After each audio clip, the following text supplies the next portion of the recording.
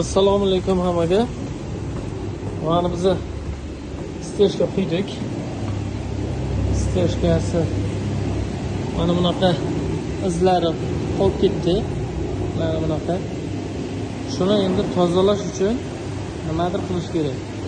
Qol qilish uchun. Mana stejkamizning ahvoli bunaqa.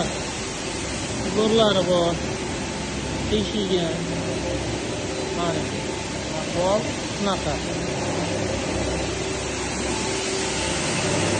Keyin bu apparat oldik. Apparatimizdan keyingisi bo'layotgan yeri mana shu. Bunaqa tekis ahvolda kelyapti.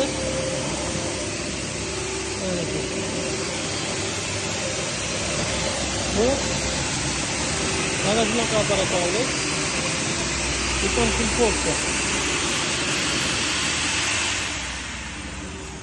Manaki bunda 3 ta tishi bor. Mana tishlarning narxi endi kelishilgan holatda.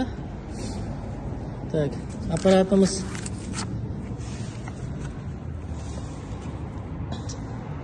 mana shuni Farg'ona viloyatidan olib keltirdik. Dostavka qilib 2 kundan beri ishlatyapmiz. Zo'r. Pochta. Bu ventilyator bilan birga ishlayapti. Pilisos bilan. Birdan tirpak surib ketyapti. O'tib, xo'sh. Mana bu tez pilisos ishlayapti. Tez pilisosda tirpak pastga qolib ketadi. Chiqqan monstrlar mana bunaqa. Lekin shunga uncha changamaydi. Dovush past. Mana bu yerda to'klar ko'rsatib turibdi. 2 fazaga ishlaydi, 220 ga. Kimga mana shunaqa apparatlar kerak bo'lsa, bemalol murojaat qilaverasizlar.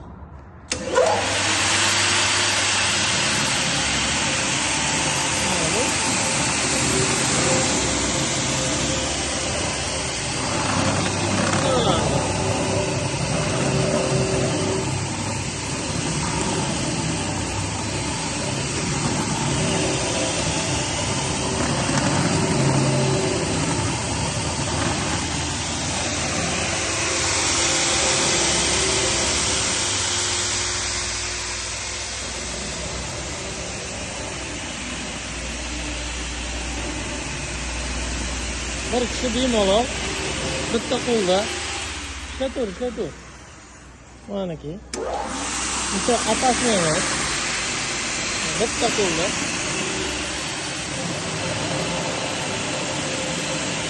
Chang yo'q.